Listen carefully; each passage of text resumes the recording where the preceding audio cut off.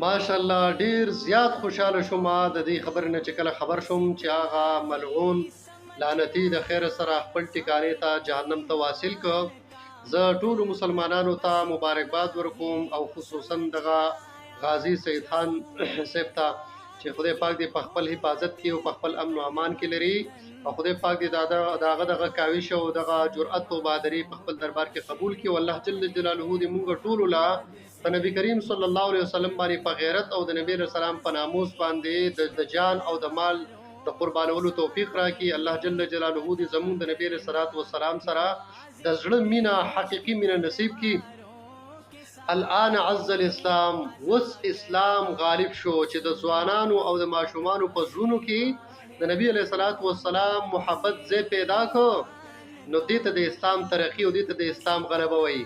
په دې بهر ممالکو کې یو زید بحرین نومې دی د عمر فاروق سے په زمانه کې په دغه بحرین نومې کلی کې ماشومان لبي کولې لوړی ورسره وی هاکی او یا کرکټ یا داسې وغیرہ بل او ګینې په وهو ګینې او ماشوم وهو هغه لاړ مخامخ یو پادری ناسو داغه په سینه باندې ولګید د دا ګین د ځان سره ونیو د په سراله یو ماشوم وته یله کماره دا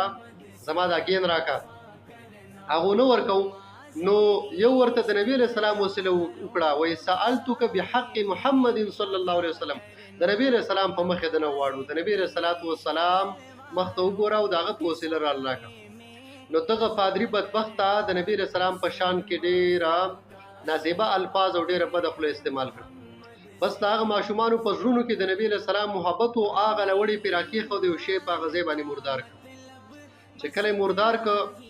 تو عمر فاروق صاحب زمانه دا او فیصله او عدالت ته د عمر فاروق صاحب ته فیصله رااله چې کله عمر فاروق صاحب په ټوله خبره باندې جان پړتالو کو پوه شو چې دا خو د نبی علیہ السلام په غیرت باندې دا شی مردار کړی دی نو راوی وای المستطرب کې دا خبره ذکر ده وای چې عمر فاروق صاحب ته په دغه وخت کې ډیر فتوحات او غنیمتونه نصیب شوی خو په دې باندې هغه دومره نو خوشاله شوی څومره چې دغه ماشومانو پتنګانو په دغه جذبه باندې او د دې په دغه جرأت او په بهادرۍ باندې څومره خوشاله شو او د دې پادری وینه داسې بې ځای لاړه د مطالبه نشته د قصاص بل کار دی کوي ځکه چې نبی صلی الله علیه وسلم ته چې چا هم بدر او په غلط نظر باندې کتلی دي داغه سزا صرف قتل له صرف قتل له الصارم المسلول کې شیخ ابن تیمیه ذکر کړی دی وای علی سے پر روایت باندې وای من سب نبیا فقتلوه ومن سب اصحابه فجلدوه چې پیغمبر ته سو بدرت وای قتل ولې بشي